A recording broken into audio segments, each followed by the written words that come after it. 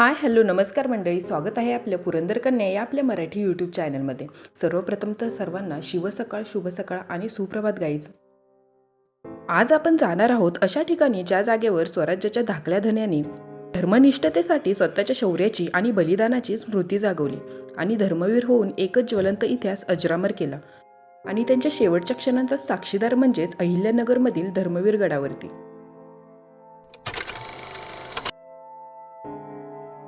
2.5 ते 3 तासांच्या प्रवासानंतरनं आम्ही येऊन पोचलो होतो धर्मवीर गडावरती.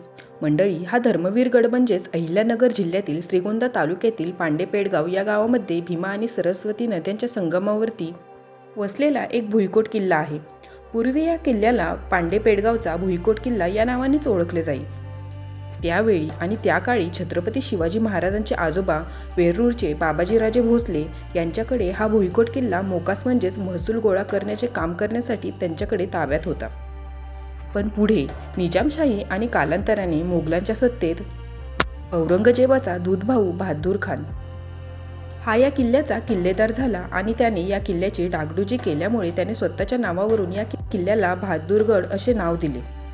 परंतु त्यानंतर 2008 मध्ये हिंदवी स्वराज्याचे धाकले धनी म्हणजेच शंभूराजांच्या शेवटच्या क्षणांचा साक्षीदार ठरलेला हा गड धर्मवीरगड म्हणून अजरामर झाला आणि सर्व शिवभक्तांनी मिळून बहादूरगडाचे नाव धर्मवीरगड म्हणून घोषित केले.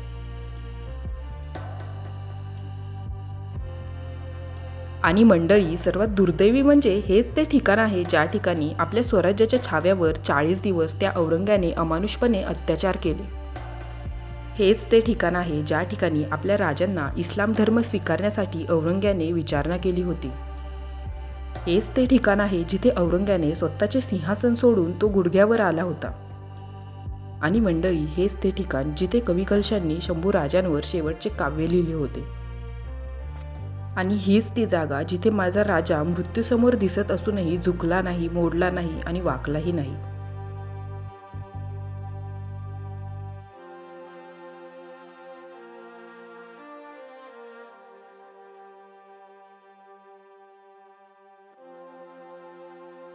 चला तर मग मंडळी, आपण आज पाहूयात की नक्की त्यावेळी असं काय घडलं होतं ते.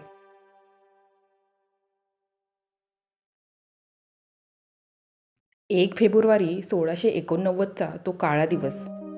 त्या दिवशी संगमेश्वरात मुकरब खानच्या हाताला आपल्या हिंदू साम्राज्याचा छावा लागला.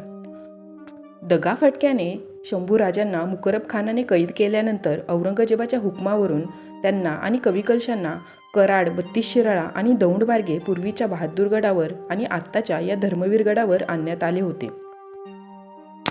शंभू महाराजांना इथे आल्यानंतर जवळजवळ तब्बल 40 दिवस अत्यंत क्रूर आणि मन हेलावून टाकणारा अमानुष छळ करण्यात आला होता. त्यांच्या अंगावरील नखे काढली, कातडी सोलली, गरम लोखंडी सळयांनी त्यांचे आणि कवी कलशांचे डोळे काढण्यात आले, त्यांची जीभ कापण्यात आली. एवढ्या भयंकर अशा शारीरिक वेदना देऊनही औरंगजेबाचे पोट काही भरत नव्हते. आणि मंडळी, हीच ती जागा आहे. राजदरबाराचा हा मेन एंट्री दरवाजा आहे. इथून आतमध्ये आल्यावरती इथे समोर तुम्ही पाहू शकता, इथेच आपल्या राजांना आणि कवी कलशांना कैद करून औरंगजेबासमोर पेश करण्यात आले होते. आणि इथून समोर आहे तो आहे औरंगजेबाचा राजदरबार, ज्या ठिकाणी औरंगजेबाचं सिंहासन होतं, ज्यावर तो बसला होता. आणि त्याच्यासमोर या ठिकाणी आपले शंभूराजे आणि कवी कलशांना कैद करून पेश केलेले होते. शंभूराजांना पकडले गेल्याच्या असुर आनंदामुळे औरंग्याने त्याचे सिंहासन सोडून तो गुडघ्यावर आला होता व स्वतःच्या अल्लाकडे धन्यवाद करत होता. त्यावेळी ते पाहून कवी कलशांनी शंभूराजांना त्यांच्या शौर्याचे वर्णन म्हणून एक काव्य रचले होते. आणि ते काव्य असे होते: यावन रावण रावण की सभा, शंभू बंधो बजरंग, लहू लसत सिंदूर सम, खूब खेल्योर रंग, जो रवि देखत होत बदरंग, त्यो तव तेज निहार, तखत तेज अवरंग. या कवितेचा अर्थ असा होतो की रावणाच्या सभेत ज्याप्रमाणे हनुमंताला बांधून आणले, त्याचप्रमाणे संभाजीराजास औरंगजेबापुढे उपस्थित केले गेले. हनुमंताच्या अंगाला सेंदूर शोभून दिसावा असे घनघोर युद्ध करून रक्ताने अंग माखले आहे. हे राजन, तुला ते शोभून दिसत आहे. ज्याप्रमाणे सूर्याला पाहताच काजवाचा प्रकाश नाहीसा होतो, त्याप्रमाणे तुझे हे तेज पाहून औरंग्याने आपल्या सिंहासनाचा त्याग करून गुडघे टेकून तो नतमस्तक झालेला आहे.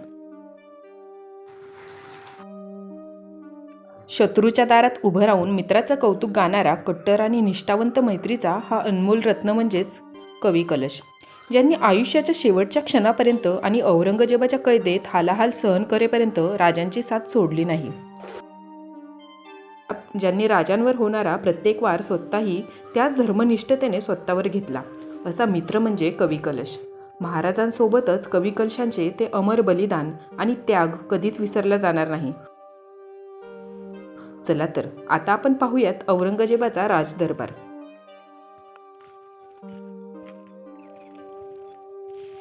आहोत धर्मवीर गडावरती आणि हा धर्मवीर गडाचा हा आहे औरंगजेबाचा दरबार. या ठिकाणी औरंगजेबाचा दरबार होता आणि या जागेवरतीच औरंगजेब बसून आपल्या महाराजांना त्या ठिकाणी, इथून तुम्ही पाहू शकता ती गर्दी जी दिसत आहे त्या ठिकाणी त्याने कैद करून ठेवलेलं होतं कवी कलश आणि छत्रपती शूरवीर संभाजी महाराजांना. मंडळी, या दगडी चबुतऱ्यावर औरंगजेबाचे सिंहासन होते आणि याच जागेवर बसून त्या औरंग्याने आपल्या राजांसमोर 3 अटी ठेवल्या होत्या. त्या म्हणजे पहिली गोष्ट, मावळ्यांची सत्ता सोडून सर्व किल्ले मुघलांच्या स्वाधीन करा, लपवलेला गुप्त खजिना आणि धनसंपत्तीची संपूर्ण माहिती द्या, आणि सर्वात महत्त्वाची अट औरंगजेबाने महाराजांसमोर ही ठेवली होती की इस्लाम धर्म स्वीकारून मुघल अधिपत्य मान्य करा. पण आपल्या धर्मरक्षकाने हे सर्व प्रस्ताव फेटाळून लावले आणि त्याच्या या प्रस्तावाचा अवमान झाल्याने त्याच ठिकाणी बसून त्याने महाराजांचे आणि कवी कलशांचे डोळे काढण्याचे आणि त्यांच्यावर अमानुष अत्याचार करण्याचे आदेश दिले.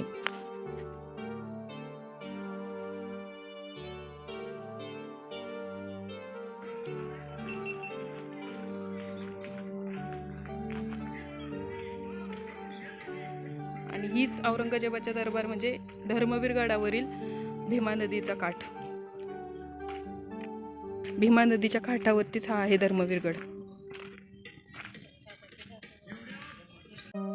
महाराजांच्या त्या अमानुष छळाला पाहून त्या काळी ही भीमा नदीही नक्कीच तिचे अश्रू थांबवू शकली नसेल. मोडेल पण वाकणार नाही आणि मरेल पण विकला जाणार नाही असे आपण लागलीच बोलून जातो, पण हा शब्द, हे वाक्य खरे करून दाखवणाऱ्या शंभू राजांचे रूप बघितलेला हाच तो दुर्दैवी पेडगावचा भुईकोट किल्ला म्हणजेच आजचा आपला हा धर्मवीर गड.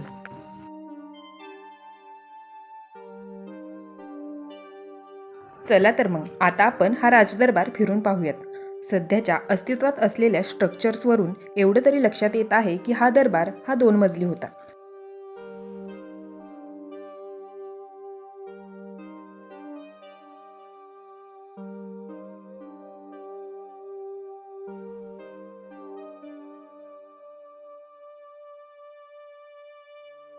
समोर दिसतोय तो आहे औरंगजेबाचा दिवाणेखाना.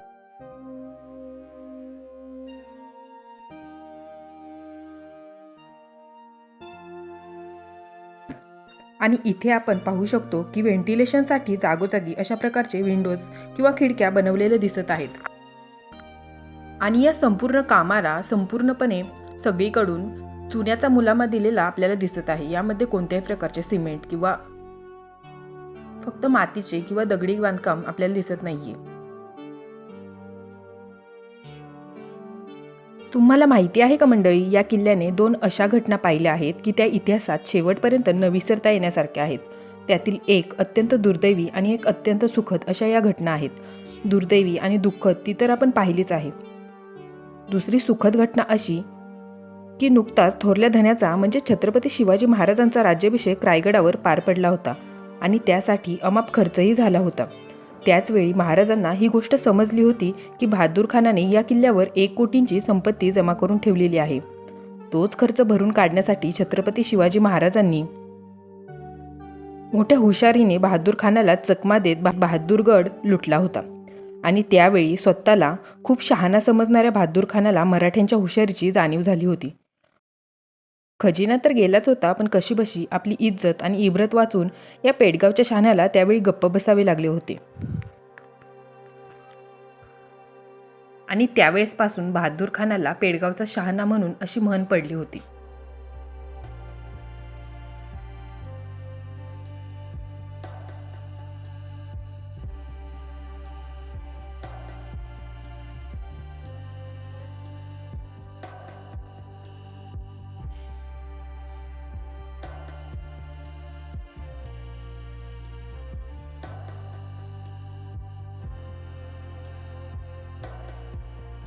चला मंडळी, आता आपण राहिलेला धर्मवीर गड फिरून पाहूयात. खरं सांगायचं झालं तर या किल्ल्यावर यादवकालीन आणि चालुक्य शैलीतील अनेक हेमाडपंथी मंदिरे आहेत.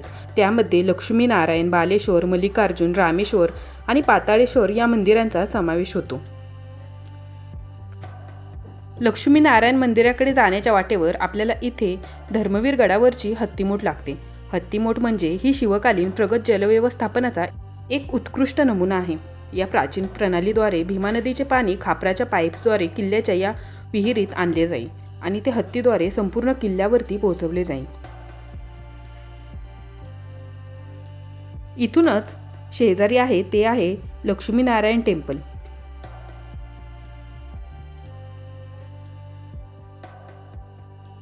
हे या गडावरील सर्वात देखणे आणि कोरीव काम असलेले मंदिर आहे.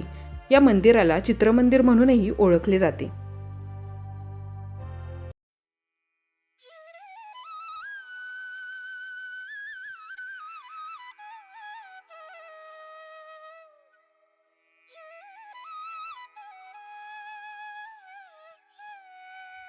हे लक्ष्मीनारायण टेम्पल म्हणजे एक विश्वशिल्पकलेचा यादवकालीन सुंदर असा रेखीव देखणा नजाराच आहे.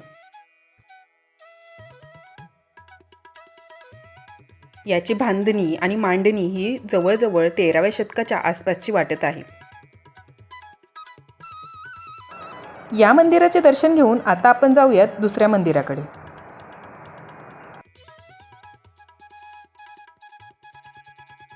लक्ष्मीनारायण मंदिराचे दर्शन घेऊन आता आपण आलेलो आहोत बाळेश्वर मंदिराकडे. हे मंदिर म्हणजेच प्राचीन शिल्पकलेचा एक अनोखा देखावाच आहे. हे आपण समोर पाहू शकतो. प्राचीन चालुक्य शैलीचा अद्भुत नजारा, सुंदर साजूकशे नक्षीकाम पाहून मन अगदी तृप्त होते.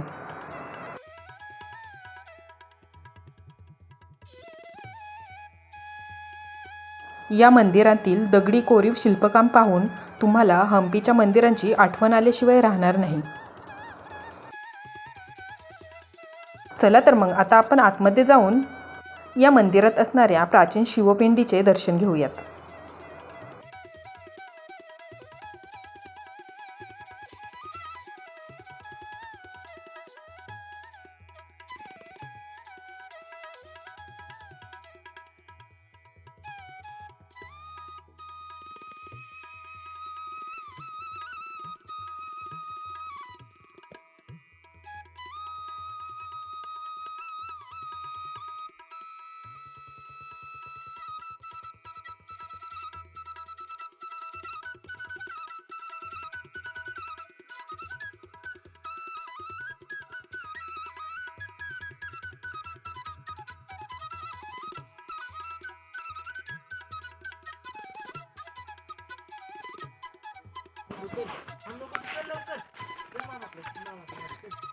हे आहे ढासळलेल्या मंदिरांचे अवशेष.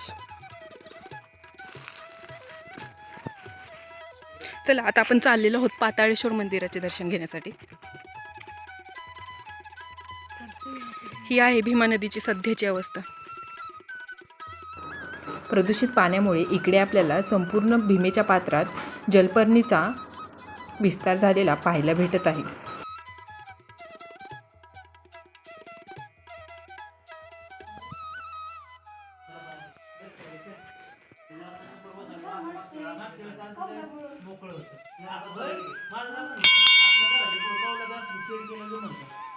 आता आपण आलेलो आहोत पाताळेश्वर मंदिरामध्ये. पाताळेश्वर मंदिर म्हणजे इथे भूगर्भात आपल्याला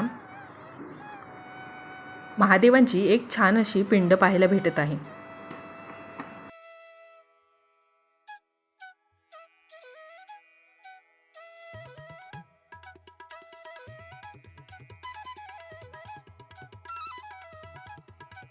मंडळी आता आपण आलेलो आहोत श्री मल्लिकार्जुन मंदिरामध्ये.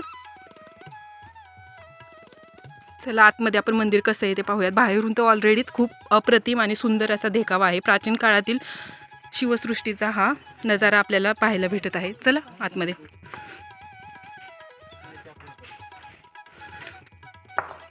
खूप थंड आणि शांततेचं ठिकाण आहे हे.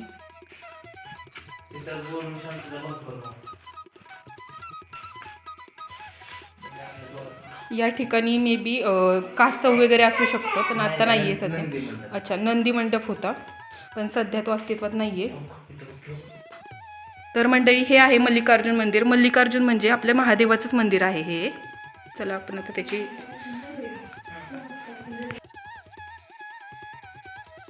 आतमध्ये मंदिरात खूप सारा अंधार आहे, त्यामुळे काहीही दिसत नाही आहे. पण इथे एक महादेवाची पिंड आहे आणि बाहेरच्या साईडचा हा अप्रतिम असा देखावा. खरं सांगायचं झालं तर आपल्या महाराष्ट्रातच खूप अतिसुंदर अशी मंदिरं आहेत, पण आपल्या लोकांना ही पाहायची नसतात. त्यांना बाहेरच जाऊन, थोडक्यात म्हणजे बाहेरच्याच सगळ्या गोष्टी चांगल्या वाटतात. ठीक आहे, चला आता आपण मल्लिकार्जुन मंदिराचे दर्शन घेऊन निघालेलो आहोत रामेश्वर मंदिराकडे दर्शन घेण्यासाठी.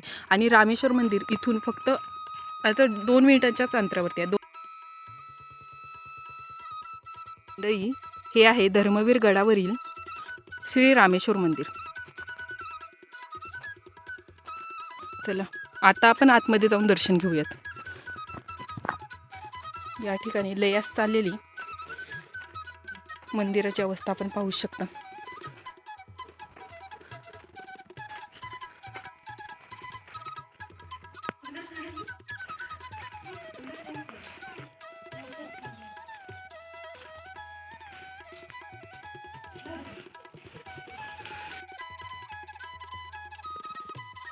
तर मंडळी, या धर्मवीर गडावरील बऱ्यापैकी सगळ्याच मंदिरांचे दर्शन घेऊन आता आपण निघणार होतो परतीच्या वाटेने. परंतु त्याआधी या फितुरीच्या काळ्या डोहात मर्दुमकीची नाव देहत्यागत्या काठ्यांनी वल्लवत शंभूराजांनी आणि कवी कलशांनी ज्या ठिकाणी धर्म जिवंत ठेवला, त्या धर्मवीर गडावरती तुम्ही एकदा तरी नक्कीच या. आणि त्याचबरोबर ज्या भक्तिभावाने आपण पंढरीची वारी करतो, त्याच भक्तिभावाने आणि त्याच देहत्यागतेने एकदा तरी संगमेश्वर, वढू, तुळापूर आणि या ठिकाणी धर्मवीर गडावरती आयुष्यात कधी ना कधी एकदा तरी नक्कीच येऊन भेट द्या. मंडळी, व्हिडिओ आवडल्यास व्हिडिओला लाईक, शेअर आणि सबस्क्राईब करायला विसरू नका. तर मग पुन्हा भेटूयात अशाच एका नवीन व्हिडिओमध्ये. रामकृष्ण हरी मंडळी.